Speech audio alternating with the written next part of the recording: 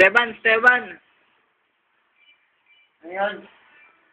Inanalo daw kayo dun sa laro niyo yung Dota, yung pustahan ba? Oh, bakit? Turuan mo naman ako mag-Dota.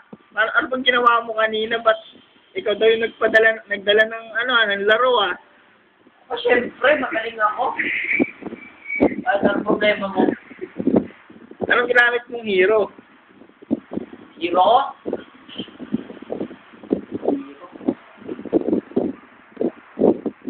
Serizal ata yan eh. Serizal? Oo. Meron ba nun sa sa Dota o Serizal? Meron yun. Tagal siyempre, andun yun. National hero yun. Ganun ba yun? Meron namang ina-item kayo Serizal. Ina-item ka ng Serizal. Malamang ballpen. Ballpen? Ballpen, saka papel. Ano ba mga skill nun ni Serizal? Ano? Kung skill na yung Serizal. Laksak ng ballpen.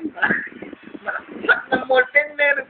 Pambakla naman yun, malalaksak. Hindi ko bakla yung skill talaga yun. Yung ulti niya, anong gamit ng ulti niya? Hindi niya, ano, yung balik,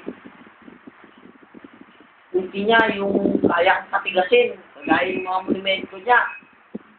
Kita mo ba yung mga monumento niya sa mga kalablasa sa buong bansa? Oo. Ganun yun. Magiging monumento, Oo, yung kasi, kalaban.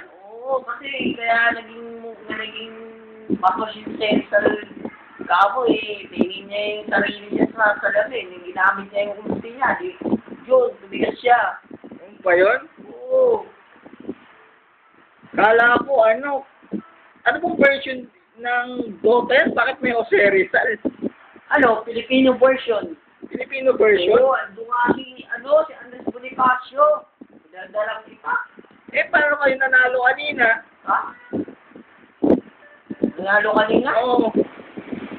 Siyempre, magaling ako. Magaling ka? Oo. Parang ko lang magaling. Kasi nanalo kami. Ganun ba yun? Oo. Pero item kay Venomancer. Hindi naman, sir. Huwag lang alam, bobo mo.